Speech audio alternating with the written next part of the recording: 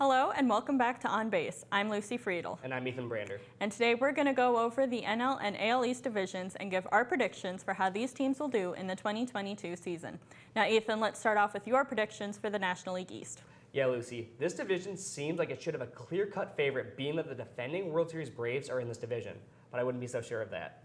I do still think that Atlanta will come away with the win, but it will definitely not be a cakewalk.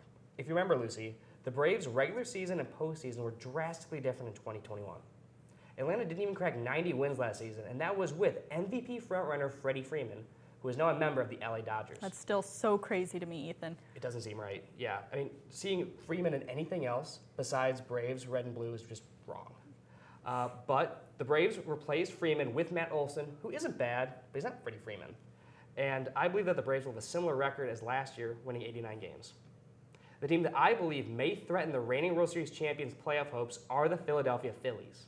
The Phillies won 82 games last season, and I believe they have improved. Nick Castellanos and Kyle Schwarber were two of this team's biggest offseason additions and will raise this team's run total. I think that their defense may struggle, though, but they still should win around what I predict to be 87 games, 2 games behind the Atlanta Braves. Next, I have the Mets winning 80 games. This team for me is one of the harder ones to place right now but right now they're leading the division at 10-4, but I don't believe that they're going to continue playing this level. I mean, they're the Mets. So it's wild to me that they're doing this well, but it's not going to last. But the Mets have one of the best 1-2 punches at starting pitcher with aces Max Scherzer and Jacob deGrom, and have some really good bats with the likes of Pete Alonso, but I just don't think they have the depth to win the division this season. It seems to me as though the Mets have been 1 or 2 pieces away from contention for the past decade, and this season will be no different. At the basement of the division, I think it will be a 2-team race between the Marlins and the Nationals. The Nationals are 3 years removed from winning the World Series and are in total rebuild mode. But they're not absolutely awful, like the team you have at the bottom of the AL East, but I don't think they'll win more than 75 games. But I am feeling a little optimistic, and I think they will come close to that 75 win ceiling, and I'm giving them 74 wins. Does any of your optimism have to do with Juan Soto? My optimism is solely because of Juan Soto being an amazing ball player. Can't argue with you there. He's very good. He's amazing. But bringing up the rear of the division, I have the Miami Marlins. This team has an exciting pitching rotation with guys like Sandy Alcantara, Pablo Lopez, and Trevor Rogers. But the rest of the team is, well, below average. I don't think the pitching staff will be able to make up for the rest of their team, and they will take last place in the division with a record of 72-90. Now, Lucy, who do you believe will win the AL East, who might be the best division in baseball this season? Okay, now I don't personally agree that they're the best division in baseball. I think that title goes to the NL West. I mean, you have the Dodgers, you have the Giants, you have the Padres. There's no comparison in any way. However, the AL East still has some very good teams and a tight race competing for the crown, and I don't think the season will be any different. For me, taking the top spot, I have the Toronto Blue Jays. To put it simply, the Blue Jays are very good at baseball right now. They have Vladimir Guerrero Jr., Bo Bichette, and Teoscar Hernandez headlining their offense. I love Guerrero. Who doesn't? Like, honestly, it doesn't matter what team you root for, you're going to love the guy. He's amazing. Yes.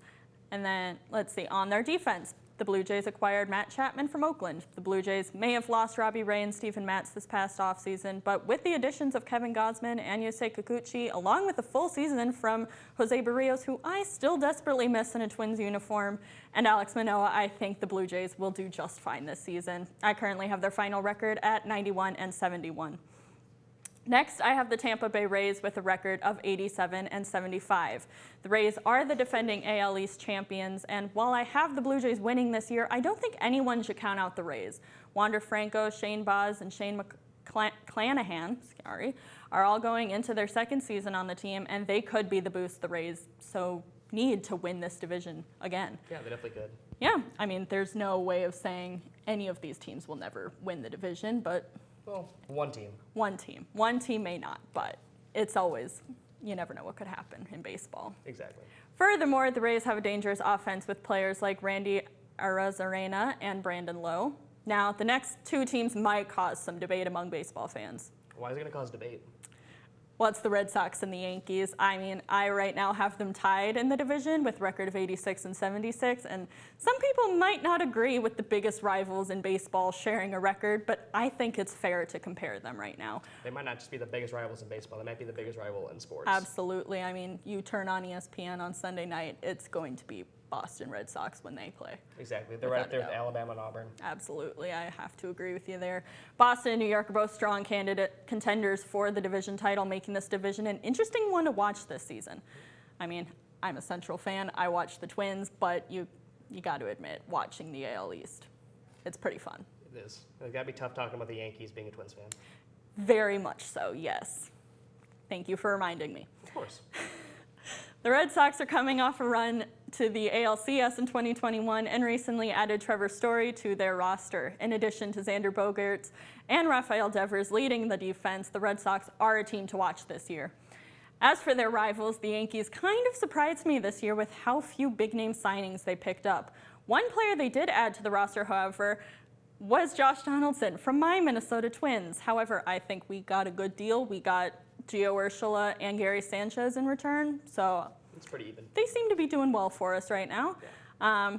I mean, the Yankees lost some key players, but they make up for that with Aaron Judge and Giancarlo Stanton leading their offense. As for their pitching, they have some of the most dangerous arms with Garrett Cole and Luis Severino when he's healthy. That's the key word. Everyone needs to be healthy for any of these teams to do what we're predicting them to do. Yeah, exactly. If teams really start getting injured, these predictions would go out the window. But that's the same with every prediction from every sportscaster. Mm-hmm. Yeah. Finally, at the bottom are the Baltimore Orioles. I'm sorry to say, they're just not good. No. How many wins did they have last season? They came off a win. They had 52 wins. So anything besides that, I find is improvement. Yeah. However, I think they're barely going to get to 70 wins, but with some prospects nearing the big leagues and giving them the boost they need, they're really in rebuilding mode right now. Well, 70 wins is still 18 more than last year. That's very true, yes. Anything, I think, over 60 right now is an improvement for them, or above 53, Yeah. as long as they're not worse. Exactly. I don't want to say they can't do worse because there's numbers lower than 52, but it's going to be hard. Yes, it'll be hard to get lower than 52. Yeah. So now we have gone over all of the teams in the MLB. So Ethan, what are your predictions for the World Series? Well, Lucy, the two teams that I think are going to be in the World Series this year are the LA Dodgers and the Toronto Blue Jays. I have the Dodgers winning the World Series, though, in 7 games. But I think it's going to be super close. I absolutely love the Dodgers this season, though. I think they have one of the best pitching staffs. They have one of the best batting lineups.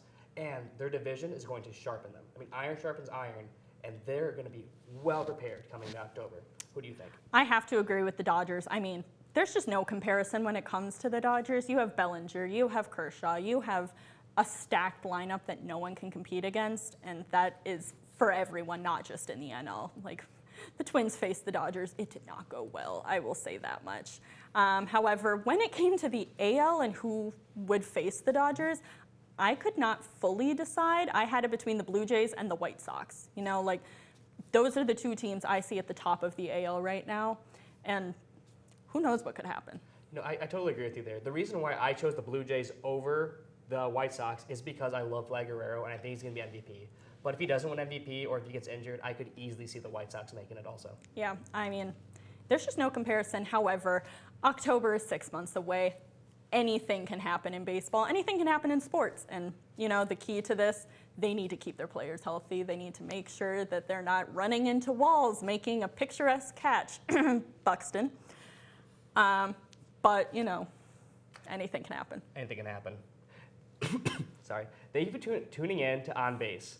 I'm Ethan Brander. I'm Lucy Friedl. Tune in next week to watch us break down the first month of MLB action of the 2022 season. Have a great night.